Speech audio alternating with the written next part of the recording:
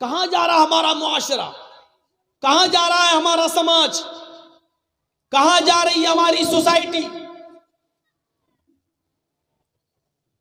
जुए का आलम क्या था अरब की सरजमीन पर, पढ़ेंगे आप ज़ादुल माद इब्न क़य्यिम की।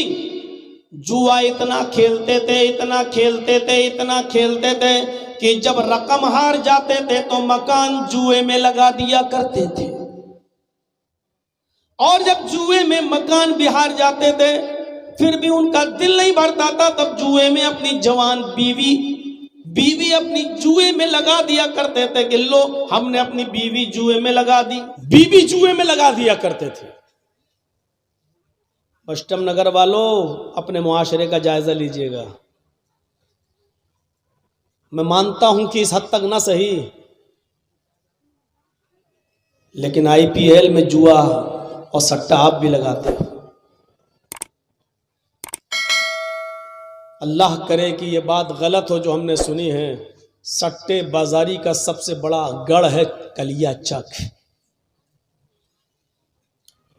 अब हमारी सीआईडी ने तो हमें यही रिपोर्ट दी है, लेकिन हम फिर भी दुआ करते हैं कि अल्लाह करे कि ये बात गलत हो, लेकिन अगर सही है तो डरो। पता नहीं अल्लाह रब्बुल आलमीन का अजाब क्यों नहीं आ रहा हमारे ऊपर, वजह क्या है, क्या सबब है कि इतना मक्कारी और यारी करने के बाद भी हम सुरक्षित हैं। हल्की सी हवा तेज होती थी, मुहम्मदुर रसूलुल्लाह सल्लल्लाहु अलैहि वसल्लम अपने घर से निकलकर मस्जिद की तरफ भागा करते थे। सहाबाए किराम घरों से निकलकर मस्जिद की तरफ जाया करते थे, सजदों में गिर जाया करते थे, अज़ाने दिया करते थे, दुआएं मांगा करते थे कि अल्लाह कहीं ये हवा सख्त हवा में न बदल जाए, जैसे कौम आद को और कौम समूद को तूने तबाह बर्बाद किया हवा से। अय अल्लाह कहीं ये हवा हमारी तबाही और बर्बादी का सबब न बन जाए। हल्का सा आसमान लाल हुआ करता था, नबी अकरम सल्लल्लाहु अलैहि वसल्लम सजदे में गिर जाया करते थे, मस्जिद की तरफ आप और आपके साहबा भागा करते थे, दुआ करते थे अय अल्लाह कहीं आसमान हमारे ऊपर आग का की बारिश न कर दे, आग के अंगारे आसमान से न बरसने लगे। हमारा हाल क्या है? वो जुए में अपनी बीवी लगा दिया करते थे, दौलत हार गए तो मकान लगा दिया, मकान हार गए तो बीवी लगा दी, फिर भी दिल न भरा। 16, 17, 18 साल की बेटी घर में अकेली है, माँ जुए में हार चुका है, यानी बीवी जुए में हार चुका है, फिर भी दिल न भरा, फिर भी दिल न भरा तो अपनी जवान बेटी भी जुए में लगा दिया करते थे। ये अरब के हालात थे। इन हालात में जनाब मुहम्मदुर रसूलुल्लाह सल्लल्लाहु अलैहि वसल्लम तशरीफ लाते हैं। जरा गौर करो मेरे प्यारे साथियों, जरा सोचो मेरे प्यारे भाइयों, ये सिस्टम आज हमारे समाज के अंदर भी मौजूद है।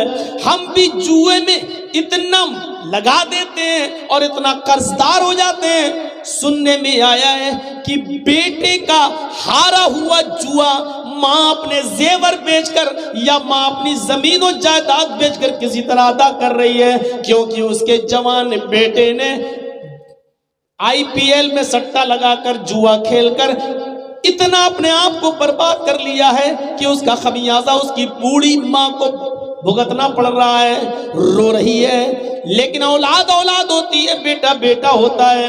मेरे भाइयों जरा सोचो तो सही, अगर माँ की आंख से एक आंसू भी गिरा तो क्या तुम कभी अपने आप को माफ कर सकते हो, करा सकते हो? जरा तसव्वुर करो कि माँ का मकाम हो, माँ का मर्तबा क्या होता है। क्यों रुलाते हो अपने माँ बाप को?